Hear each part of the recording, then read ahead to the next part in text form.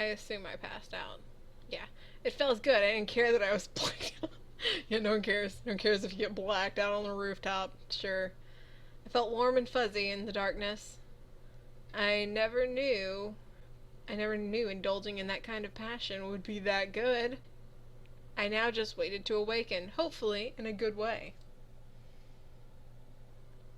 Eventually my eyes fluttered open, adjusting to the sight around me. I felt familiar silks underneath me, letting me know that I was in my bed. I slowly sat up, and I could feel my swollen lips that were gently healing. However, when I looked down and saw my body, I saw my shirt had been pulled back up and rebuttoned, as if nothing had happened. I was missing a ribbon, though. It happens, it's fine. I spattered the ribbon on my pillow. Beside the one I slept on, it was tied in a nice bow with a small note attached to it. I gently slipped the note from the tie and opened it and read it. Sorry, I went a little too far. Okay. I mean, at least you apologized for it. I stared at the note, letting a small smile grace my lips. He went too far? I enjoyed it, despite the first time's circumstances. It was cute, though, to imagine him thanking me for something we both did enjoy. I brought the note to my chest, letting the memories of our meeting flood my mind. I'm so lewd. I indulged myself too, Sam. He. I looked at the time and it was 5:31 p.m. Yikes. 4 hours of being knocked out and I'm still super tired. It was Sunday, so I allowed myself to sleep longer than I wanted to. Okay, so this one is... It's gonna not matter. Okay. The remainder of the night passed by, surprisingly uneventful. The boys continued to train with each other, but were kind enough to stop by and make me dinner, and I was glad for that. Felt good, got lots of sleep, was all rested and such. Note caught my attention. Oh, wait. Okay. Sorry. Perfect breakfast before... Okay. Walked into the table and I couldn't believe what I was seeing. Well, who made this? As I spoke aloud, a small red note caught my attention. Have a good day. Yours... My heart skipped a beat before I could finish. I could tell it was from one of the boys. Maybe it was from him. I smiled. I smiled before putting the note into my bag and eating up. The food was so delicious, I devoured every bite. I looked at the time again, and it was time to go. Checking the door out. Oh, wait, okay. Someone's gonna be here. Okay. Huh? I turned to see Sam, who was holding my hand back with a stern look on his face. My name. Your name? My true name isn't Sam. I want you to know my real name if something happens. His true name? What did he mean? How is he telling me this now? Sam gently pulled me and leaned in close to my ear and whispered. My name is Amaris. I hope I'm not supposed to remember. Oh, yep, yeah, I'm supposed to remember that. Okay. As he said his name, I could feel it lock into my memory. Something in my head would make sure I would never forget it. Sam pulled away and stared at me, despite still carrying worry in his eyes. If you're in any danger, any time, doesn't matter when, call my name. I promise that I'll come and help you. I stared up at Sam, unable to say anything. I could only nod in response. Sam nodded back before releasing my hand and heading into the dining room. Something told me that name would be eventually used. Right on cue, Suzu and Naomi were there. We went to school. Oh yeah, let's, should we fight her? It says it doesn't matter. Fight. I don't care. Okay, now we say his name. That was quick. All of a sudden, a bright purple light engulfed the room, causing the devils around me to cover themselves. What A gust of wind rushed past me, almost forcing me back. I covered my face with my arms, bracing myself and standing my ground. I tried to peek through my arms and see what was going on, but the light was continuing to shine brightly. As the gust slowly started to die, the light began to fade, revealing a very pissed off Sam. Sam? Don't worry. I got you. Oh, then Alex is gonna get beat up again. He gets beat up a lot. We've beaten him up like 4 times now. At the moment, Sam didn't even give Alex a chance to breathe. As I blinked, I saw Sam just ram his fist into Alex's cheek, sending the devil flying backwards against the wall of the warehouse we were in. You motherfucker! That didn't work out. Sam was relentless. He quickly followed Malix to the wall and began slamming his fist into Malix's body. An imprint of Malix's body began to form into the wall as Malix was beaten into it. Dang! Okay, the remaining devils stared, trying to figure out what to do. Help Malix or just watch in silence. Iris, however, walked up beside me and crossed her arms as she watched in amusement. Get off!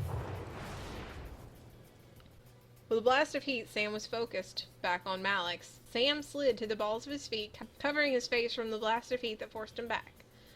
Malix, on the other hand, was practically on fire. His menacing eyes glared deadly daggers into Sam as Malix gripped his gun. You're dead, Incubus! Malix pried himself from the wall and began to fire hot bullets at Sam. However, none of the shots made it to Sam's body. In a blink of an eye, Sam had disappeared from his spot to reappear back at Malix's side, ready to lie a heavy punch into Malix's head. Too slow! Malix, though, wasn't as slow as Sam had thought. Malix turned to shoot at Sam, who barely had time to dodge it. It quickly turned into a fight of Sam using his speed to dodge, trying to hit Malix, and Malix using his gun and devil-like skills to try to lock onto Sam's reappearing form. It was almost too fast to follow. However, I could tell something inside of Sam had changed. He wasn't holding anything back in this fight. Taken hold of him and forced each punch he threw and each step he made. What was the extent of his demon power? I didn't have a chance to answer myself. As Sam tried to dodge Malix, Sam tripped and landed on one of his knees with a loud thud. Gotcha, bitch!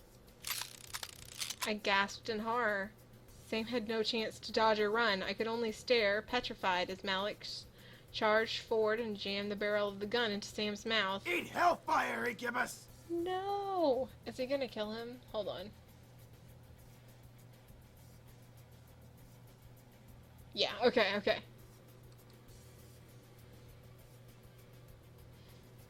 Then at that moment, something in the air changed. The air instantly went from fanatic to still energy. What could have been described as a tone, as the color red, quickly turned into a deadly mix of purple and green, as everything began to blend together all at once. My eyes strayed from Sam's face, however. Even as it changed, his eyes began to glow a bright golden color as Sam began to bite down onto the gun with his mouth. What? As the trigger was pulled, the gun was snapped in two between Sam's teeth. Small fragments of the gun flew everywhere while the look on Malix's face went from confusion to petrified. Before Malix could utter a single response, Sam had let out an animalistic roar, sending waves of fear down my spine, and tackled Malix to the ground. This got serious. As I stared at Sam, began to slam punches into Malix's face, one after another. Sam's skin began to morph and shift to each punch, changing from human to something else. Before I was allowed to see Sam's new form, however, a pair of hands quickly covered my eyes. Instinctively, I reached up to grip them, trying to pull them off. A voice stopped me. It's me. Don't look. I listened carefully and let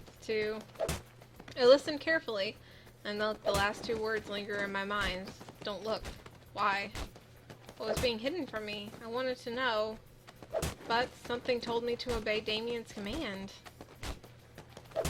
I could still hear Sam screaming and grunting with each punch he rammed into Malix's face, with the occasional cracking of bone and blood splatter in the air. Maybe it was better if I wasn't able to see. That's enough, Sam! Almost instantly after James' command, the sound stopped. The only thing anyone could hear is Sam's pants and grunts in the air. Malix is dead, and you've lost your glamour spell. Oh no! Glamour spell? What does he mean? Why did Sam sound so different? What's being hidden from me? It's a spell that makes us look human. Figures. I froze. Look human? They didn't look like humans after all? Well, what did they look like? Like demons. Nope. Oh god. Oh yeah, I can read our mind. I was like, whoa. Are you finishing our sentences? As if Matthew knew what Damien was talking about, Matthew spoke up, followed by the sound of a cork popping out of a bottle. Well, not for much longer. Here. Let's go. You gotta regain your glamour spell and you're all out of energy. Come on. Fine. Whatever. I could hear the small clanking of glass being passed before hearing Sam guzzle down the liquid of some sort. The feel of the air around me, gentle, began to warm back up.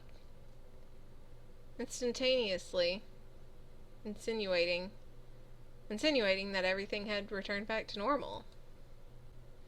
Finally, Damon moved his hands from his eyes, allowing me to see around me once again. The devils, including Iris, had fled. Knox's body had a dirty sheet that quickly was turning red from blood. I assume is how it's supposed to be said? Yeah. I could see that Malix's face was completely caved in, making the dip in the blanket. Oh god, jeez. The boys, however, had gathered around me, all of them, including Sam, looking like nothing had happened. What? What? Tried to speak, but everything zipped around in my head at the whole event. I felt like speaking wasn't even possible. Let's just get you home, miss. There's nothing more to see here. I could only nod. What had happened boggled my mind to the point of disbelief. I was second-guessing everything, lost in the sea of what and how and when. I looked at Sam for some sort of sign that I was dreaming. Sam kept his eyes down and looked away from me. It was over. Malix was gone, and the boys were finally safe. A wave of relief ran over my body. At the same time, a ping of realization came into my mind. Okay, yeah, we're skipping. Oh no, what's happening here? Did you break? I think you all broke. There we go. Let them go, let them stay. Let them stay. I wanted them to stay. I wanted him to stay. I merely smiled, staring at the man I had come to have feelings for, before speaking at last. Well, I would love if you could just all stay. The boys cheered tiredly, but nonetheless enthusiastically. I giggled at the sight. It was cute to see everyone so excited, despite the tiredness that ran equally through our bodies. It had been a rough day. Well, my home is your home, as long as you can still help with the chores. The boys nodded in unison, agreeing to the terms I had set for them. Despite this good situation, I felt myself slowly slipping into unconsciousness. However, James quickly clapped his hands together, getting everyone's attentions and waking me up, making sure I didn't pass out on the floor. All right, everyone. We're all very tired, so let's head to bed, shall we? Oh! Yeah, sleep is actually a thing. Right. We've had a very long day, but it will be good to just relax tonight and tomorrow. Sleep sounds really good right now. Yeah, man. I watched a happy smile grow onto Sam's lips. He shared my excitement, knowing that we would all be together longer. Who knew how long we would stay together? All I cared is that I would be with him.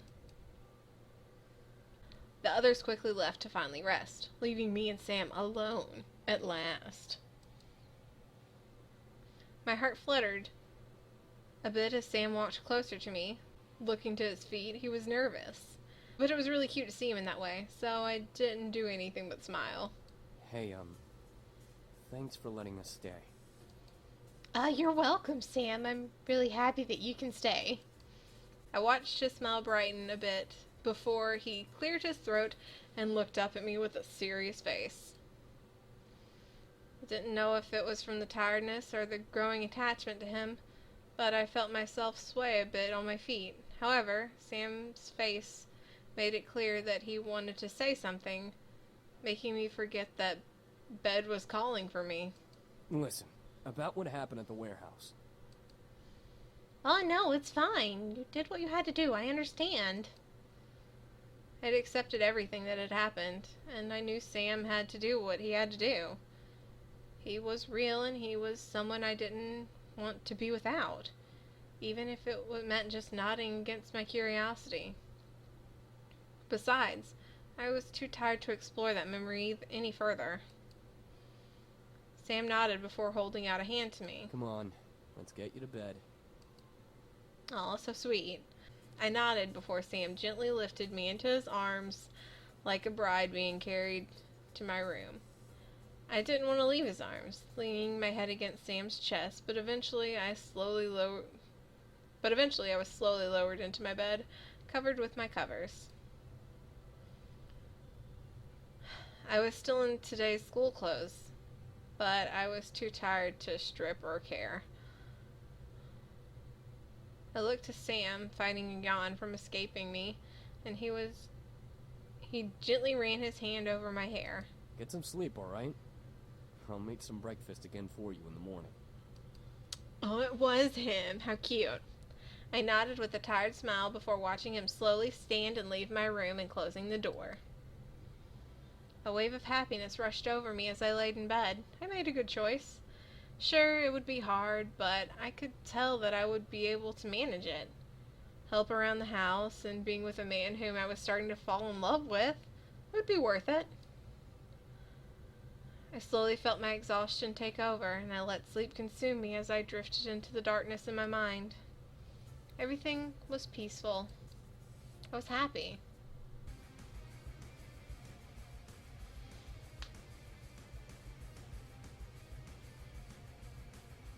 Did I still pick wrong because there's still choices?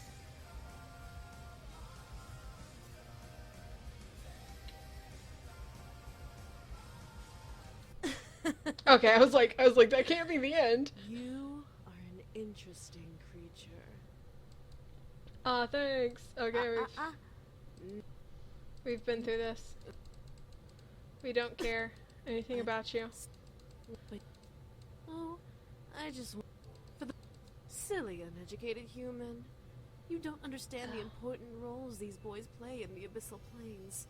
You keeping them here is practically imprisonment. You have about 10 seconds to leave, madam. Is that a threat? How cute. What are you going to do? Kill me? Yeah. And what if I do? You barely have the strength to stand, little human. I can rip the rest of your energy out and knock you into a coma. Touch me and I'll... Enjoy every minute of it. Now, Okay, she's being Good. creepy. I plan to bring the boys back to the abyssal planes. Why? So that I can take my place as queen of their realm. They have no reason to be here in this silly little world, so I'm going to make sure they return home. Okay, Pumpkin? Oh, you evil bitch. Call me evil all you want, dearie. I'm not evil. You're just in my way. now. I'll get you. Oh, please do. Give me a reason to make your life a living hell. Oh, and make sure you don't tell the boys I was here. I want my visit to be a surprise. And you must not Okay. have a good... Yeah, everything is kind of the same. She's just telling us more about why they're here, which, that's fine. We kind of already know. They're not supposed to be here, so what Sam told us. How did my life get any worse? Now I'm gonna let her win. She's not as powerful as she looks. I know it. Okay.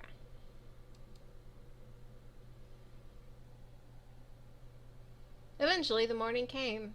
Okay, yeah. This seems the same. No way I'm gonna say goodbye. Yay, and then they're all here. It's not our super depressing morning like we usually have. I scooped up my bag and headed downstairs into the dining room, seeing the boys already eating a delicious selection of food.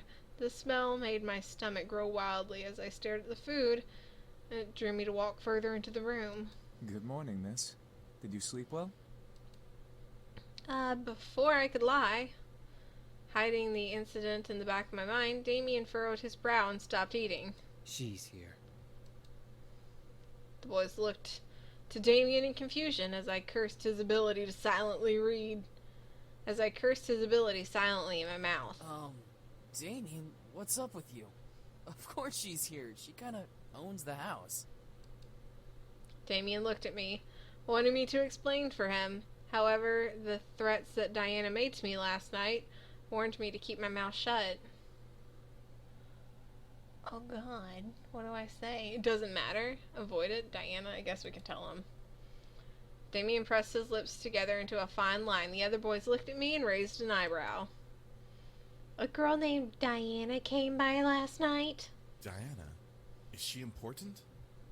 Did she try to hurt you?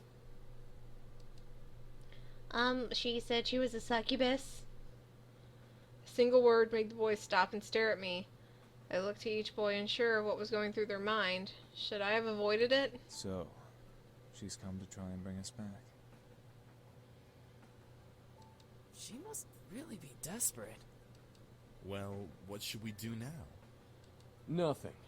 She'll give up eventually. Will she? The boys continued to look at me as if I knew the answer to the question. Damn it, Damien. She said that if I told you, she'd make my life a living hell. She can't possibly do that, right? She's not a devil. No, she isn't. However, she is a very powerful demon. Crap. She's a master of mind manipulation and has been trained in illusion. Unlike other demons who use strength to get power, she uses her charisma. Great. She has the power to make armies bow to her and obey her every whim. That's why she's so obsessed with us.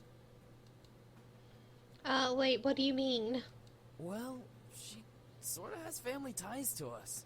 She was promised to marry one of us in exchange for more power. Well, I mean, she can take Eric, I'm sure. She's would just work some out. whacked up hussy who doesn't know how to close her legs. She's not a real threat. Oh man, I'm really glad I went with Sam. Oh, really? I feel insulted. The boys and I looked around the room, wondering where the voice came from. I felt a cold sweat run down my back and my neck in fear, remembering what kind of power she had. At last we saw Diana by the entrance of the kitchen, jingling a single red apple in her hand as she leaned against the archway. The boys quickly surrounded me and glaring at the intruder. So, you took up a human name as well. Beautiful name, isn't it? Well, for a human name, anyway. What the hell do you want? To bring you back, of course.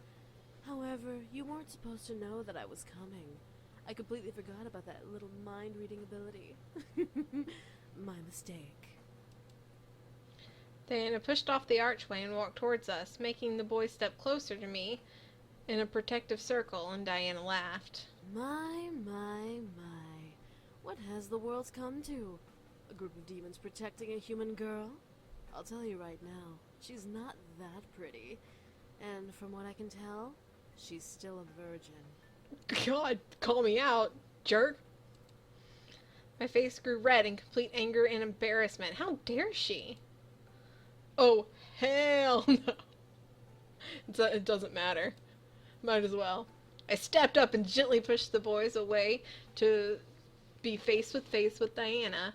I was furious, and she was about to feel my wrath. It wasn't very harsh. You are in my house, and you are an intruder, and you have no power here. Oh, really? Do I have to remind you of the power I have, dear? With a snap of the fingers, my mind suddenly locked and felt blank. I could see the world around me, but I lost control of my body.